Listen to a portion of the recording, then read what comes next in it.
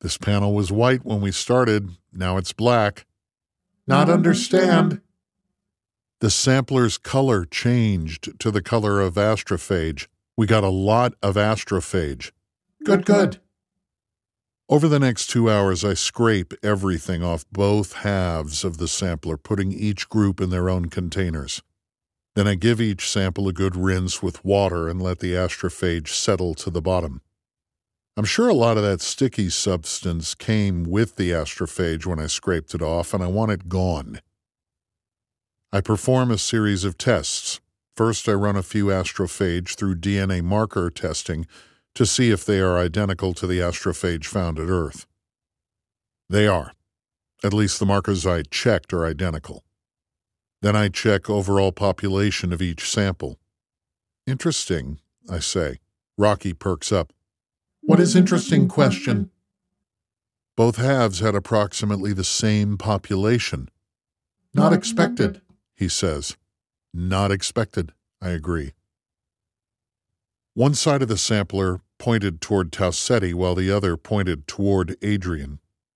Astrophage migrate to breed. For every frisky astrophage that heads to Adrian with a twinkle in its eye, 2 should return. So, broadly speaking, there should be twice as many astrophage going from Adrian to Tau Ceti as there are going the other direction, but that's not what's happening. The outgoing population is the same as the incoming population. Rocky climbs along the tunnel that runs across the roof of the lab to get a better look. Flaw in counting question? How you count question? I measure total heat energy output of both samples. It's a surefire way to know how much astrophage you're dealing with. Each one insists on being 96.415 degrees Celsius. The more of them there are, the more total heat will be absorbed by the metal plate I put them on. He taps 2 claws together. That is good method. Population must be same. How question? I don't know.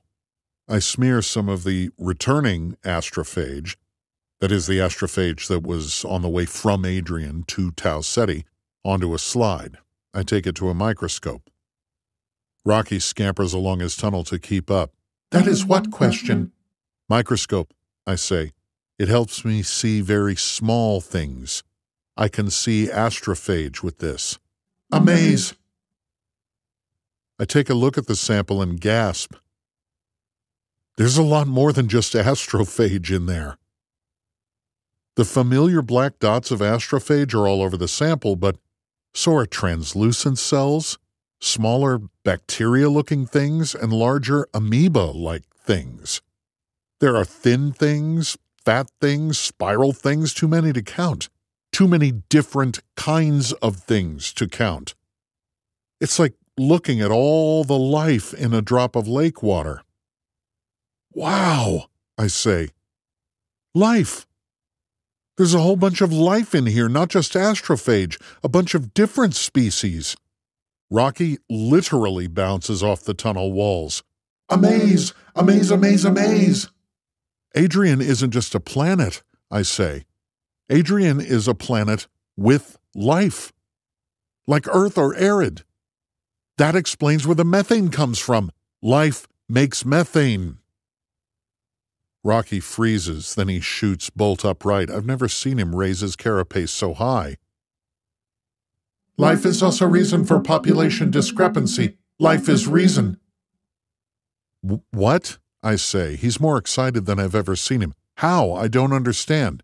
He taps the tunnel wall with his claw, pointing at my microscope. Some life on Adrian eats astrophage. Population imbalance, natural order. This explains all things. Oh, my God. I gasp. My heart just about beats out of my chest. Astrophage has a predator. There's a whole biosphere at Adrian, not just astrophage. There's even an active biosphere within the Petrova line.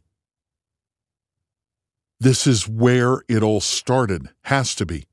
How else can we explain countless extremely different life forms that all evolved to migrate in space? They all came from the same genetic root. Astrophage was just one of many, many life forms that evolved here. And with all life, there is variance and predation. Adrian isn't just some planet that astrophage infected. It's the astrophage homeworld. And it's the home of astrophage's predators. "This is amazing," I yell. "If we find a predator, we take home," Rocky says 2 octaves higher than normal. "Eat astrophage, breed, eat more astrophage, breed, eat more, stars saved." "Yes!" I press my knuckles against the tunnel wall. "Fist bump!" "What question?" I rap the tunnel again. "This! Do this!" He emulates my gesture against the wall opposite my hand. "Celebration!" I say. "Celebration!" Chapter 18. The crew of the Hail Marys sat on the couch in the break room, each with their drink of choice. Commander Yao had a German beer, Engineer Ilyukhna had a distressingly large tumbler of vodka, and Science Specialist Dubois had a glass of 2003 Cabernet Sauvignon that he had poured 10 minutes in advance to ensure it had time to breathe. The break room itself had been a struggle to arrange. Strat didn't like anything that wasn't directly related to the mission, and an aircraft carrier wasn't exactly overflowing with extra space. Still, with more than 100 scientists from all over the world demanding a place to relax, she had relented. A small room in the corner of the hangar deck was built to house the extravagance. Dozens of people crowded into the room and watched the TV feed on the wall-mounted monitor.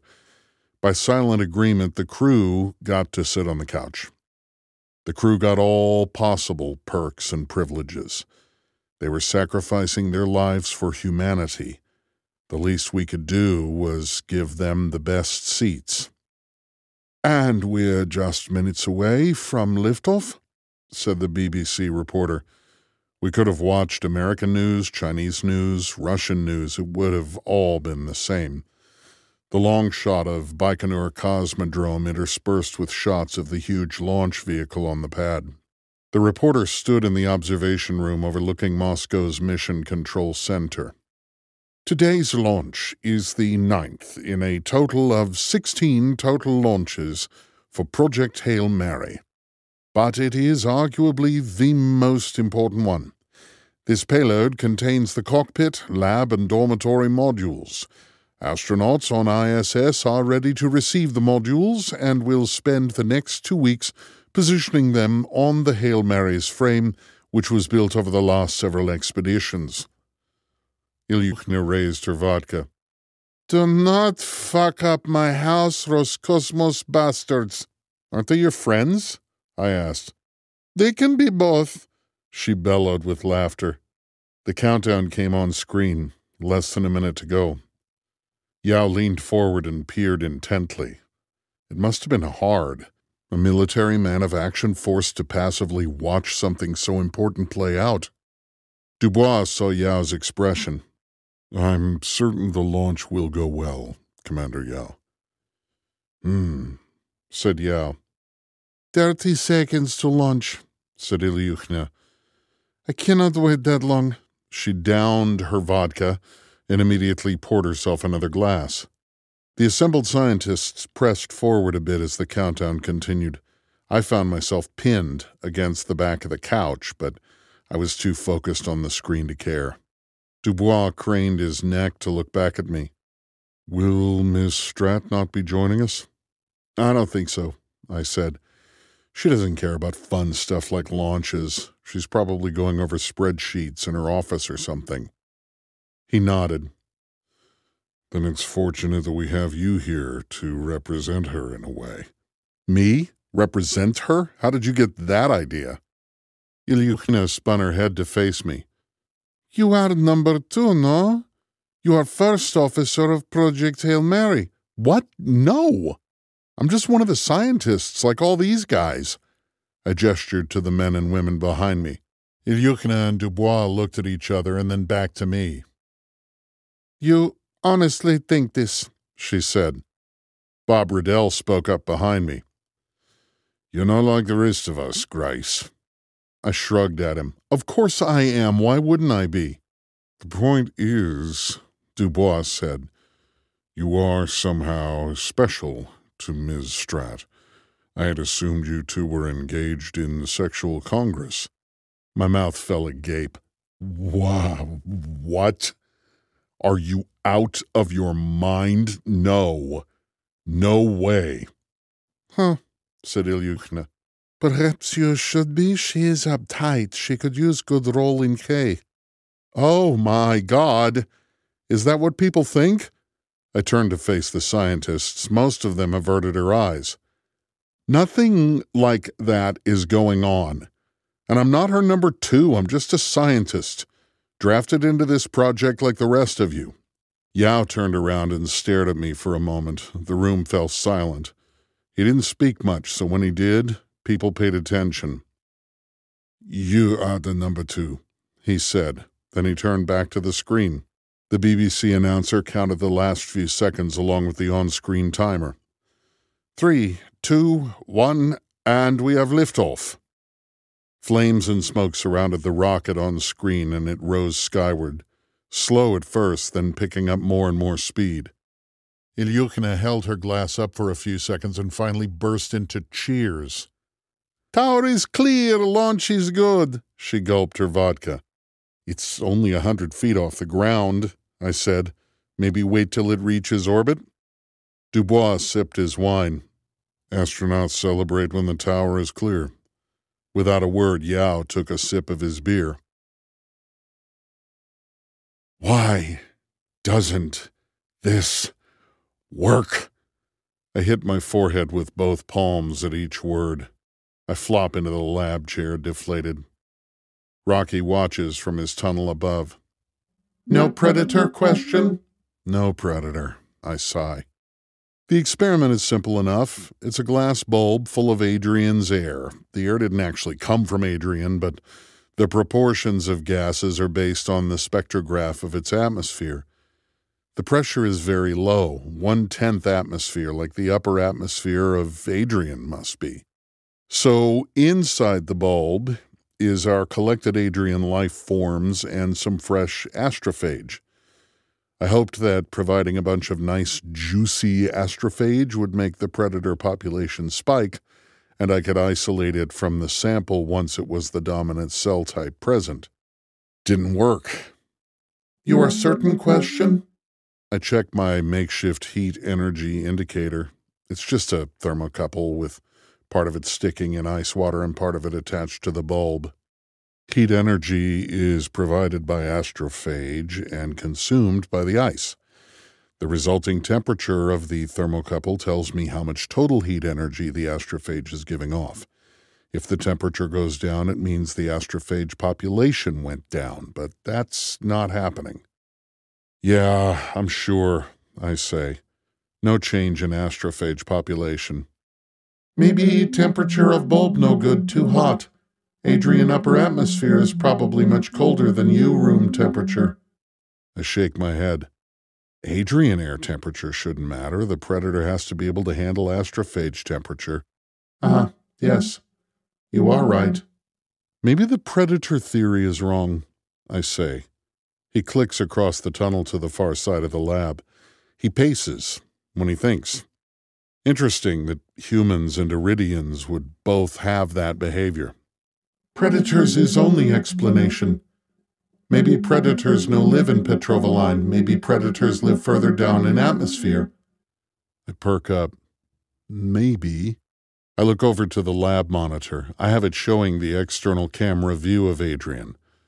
Not for any scientific reason, just because it looks cool. Right this moment, we're about to cross the Terminator into the day side of the planet. The light of orbital dawn glows along an arc. Okay, let's say the predator lives in the atmosphere. What altitude? "What altitude is best question. If you predator where you go question. You go to astrophage." Okay, so what altitude are the astrophage at? The question answers itself. There's a breeding altitude where air has enough carbon dioxide for astrophage to breed. Yes. He clatters back up his tunnel and stands above me. We can find. Easy. Use Petrovoscope. I slam my fist into my palm. Yes, of course. Astrophage have to breed somewhere. Some partial pressure of carbon dioxide will be key, but we don't have to work that out or take any guesses. When an astrophage divides, it and its offspring head back to Tau Ceti, and they use IR light emission to make it happen. That means there will be a glow of Petrova frequency light coming from all over the planet at that specific altitude. To the control room, I say. Control room. He scampers across the lab ceiling tunnel and disappears through his personal control room entrance. I follow along beside, but I'm not quite as fast. I climb up the ladder, take the pilot's seat, and flip on the Petrovoscope. Rocky has already taken up position in his bulb and points his camera at my main screen. The entire screen glows red. What is this question? No data. Wait, I say. I bring up the controls and options and start moving sliders. We're inside the Petrova line. There's astrophage all around us. Let me just change the setting to only show the brightest sources. It takes a lot of manipulation, but I finally managed to get the brightness range set. What I'm left with are irregular, blotchy areas of IR light coming from Adrian. I think this is our answer, I say.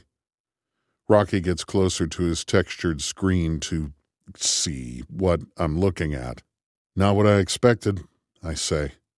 I thought it would be just a general layer of IR glow at a given altitude, but it's nothing like that. The clumps are basically clouds, and they don't match up with the wispy white clouds I can see with visible light. These are, for lack of a better term, IR clouds, or more accurately, clouds of astrophage that are emitting IR. For whatever reason, astrophage breed much more in some areas than others. Unusual distribution, says Rocky, echoing my own thoughts. Yes, maybe the weather affects breeding? Maybe. Can you calculate altitude question? Yes, wait. I zoom and pan the Petrovoscope until I'm looking at an astrophage cloud right on the horizon of Adrian. The readouts show the camera's current angle with respect to the axes of the ship. I jot those angles down and switch to the navigation console. It tells me the angle of the ship relative to the center of our orbit. With that information and a whole bunch of trigonometry, I can work out the altitude of the astrophage clouds. The breeding altitude is 91.2 kilometers from the surface. The width is less than 200 meters. Rocky folds one of his claws over the other. I know that body language. He's thinking. If predators exist, predators are there. Agreed, I say. But how do we get a sample? How close can orbit get question? 100 kilometers from the planet. Any closer and the ship will burn up in the atmosphere. This is unfortunate, Rocky says. 8.8 kilometers away from breeding zone. No can get closer question. If we hit the atmosphere at orbital speed, we die. But what if we slow down? Slow down means orbit, no good, fall into air, die. I lean over the armrest to look at him. We can use the engines to keep from falling into the atmosphere, just thrust constantly away from the planet, lower ourselves into the atmosphere, get a sample, and then leave. No work, we die. Why no work? Engines give off enormous IR light. If you use in air, air become ions. Explosion. Destroy ship. I wince. Right. Of course. Back when Dmitri first tested a spin drive, it was only on for 100 microseconds and it melted a metric ton of metallic silicon behind it. And that test drive was 1,000th the power of the Hail Mary's engines. Everything works fine when I'm in a vacuum, but using the engines in air? would create a fireball that makes a nuclear bomb look like a firecracker. We sit in frustrated silence for a while. The salvation of both our worlds might be just 10 kilometers below us and we can't get to it. There has to be a way, but how? We don't even need to be there. We just need to get a sample of the air there. Anything, no matter how small. Wait a minute. How do you make xenonite again? You mix two liquids? Rocky is caught off guard by the question, but he answers. Yes, have liquid and liquid. Mix, they become xenonite. How much can you make? How much of those liquids did you bring? I bring much. I use to make my zone. I bring up a spreadsheet and start typing in numbers. We need 0.4 cubic meters of xenonite. Can you make that much? Yes, he says. Have enough liquids remain to make 0.61 cubic meters. Okay, then I have an idea. I steeple my fingers. It's a simple idea, but also stupid. Thing is, when stupid ideas work, they become genius ideas. We'll see which way this one falls. The astrophage breeding grounds are 10 kilometers into the atmosphere of Adrian. I can't fly the Hail Mary that low because the air is too thick and I'd burn up. I can't use the engines in the atmosphere because then all heck breaks loose and everything blows up. So, it's time to go fishing. We're going to make a 10-kilometer-long chain, put a sampling device of some kind on the end, Rocky will make that, and drag it through the atmosphere. Easy enough, right? Wrong. The Hail Mary has to maintain a velocity of 12.6 kilometers per second to stay in orbit. Any slower and will decay and burn up. But if we drag a chain through the air at that velocity, even a xenonite chain, it'll get torn up and vaporized. So we have to go slower, but going slower means falling toward the planet. Unless I use the engines to constantly maintain altitude. But if I do that, I'd be thrusting directly away from the chain and sample device. The exhaust from the engines will vaporize all of it. So we'll thrust at an angle. Simple as that.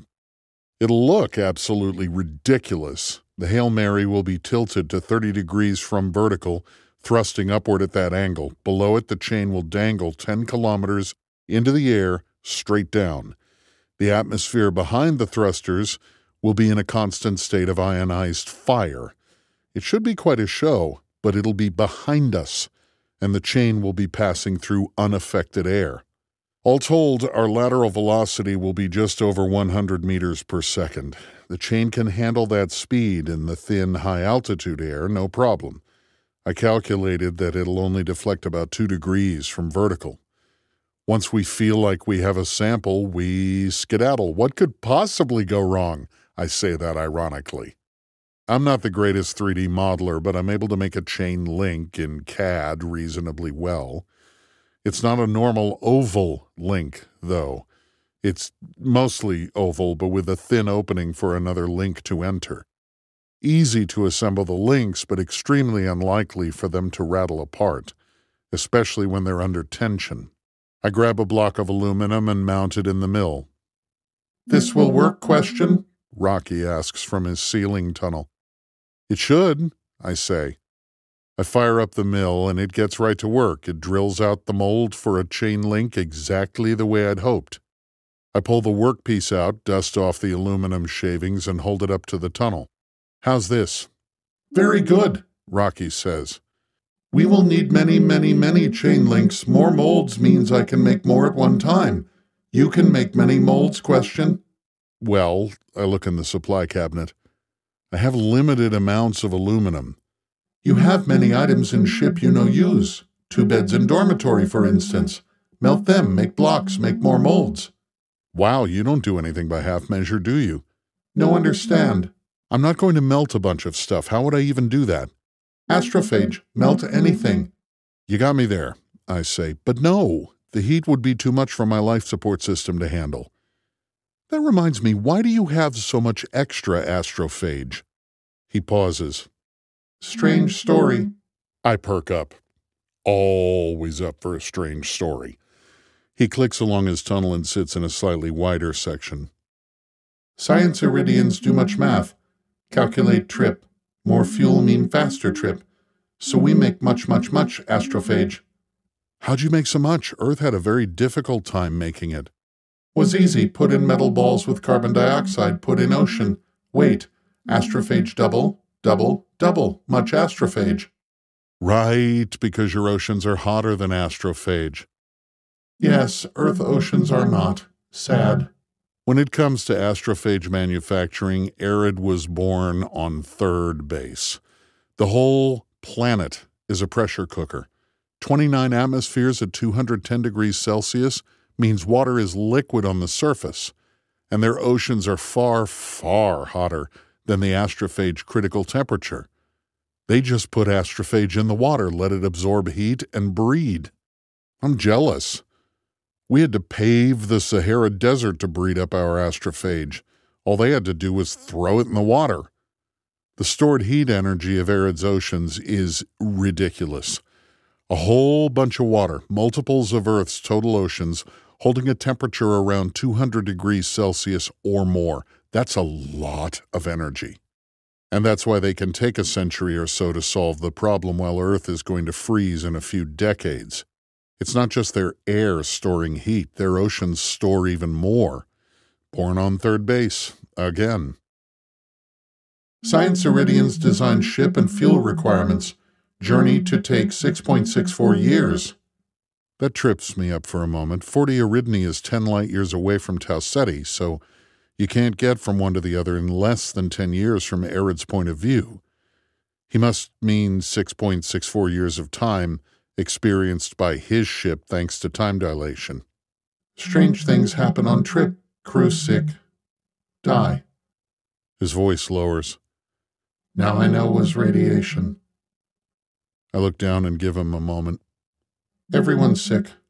I alone to run ship. More strange things happen. Engines not work right. I am engine expert. I cannot figure out problem. Your engines failed? No, not fail. Thrust normal, but speed not increase. No can explain. Huh. He clatters back and forth as he talks. Then more strange. Reach halfway point earlier than should. Much earlier.